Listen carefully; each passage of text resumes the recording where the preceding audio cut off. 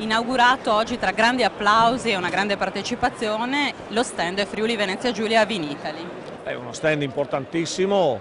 104 postazioni per la parte condotta da ERSA, ma altre 80 aziende con stand singoli, quindi oltre 180 vitivinicoltori del Friuli Venezia Giulia presenti, aziende di altissimo livello, qualità come filo conduttore, Regione Friuli Venezia Giulia che continua a confermarsi la numero uno in Italia per i nostri vini bianchi e anche stimolo straordinario a continuare a lavorare perché questo primato e questa qualità continuino a rimanere. Detto questo e della soddisfazione per questa nostra presenza, dobbiamo anche dire che abbiamo di fronte grandi sfide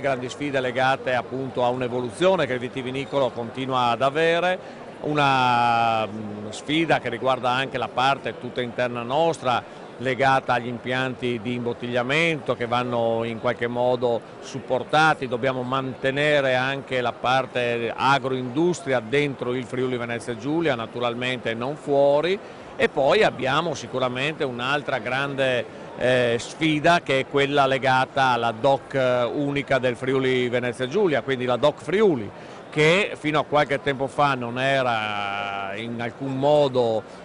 come dire, supportata con forza, ma è che invece adesso diventa essere la grande sfida che ci accingiamo a cogliere assieme naturalmente agli ragionamenti sulla DOC delle Venezie che riguarda il Pinot Grigio, ma sulla quale abbiamo bisogno ancora di fare una serie di ragionamenti.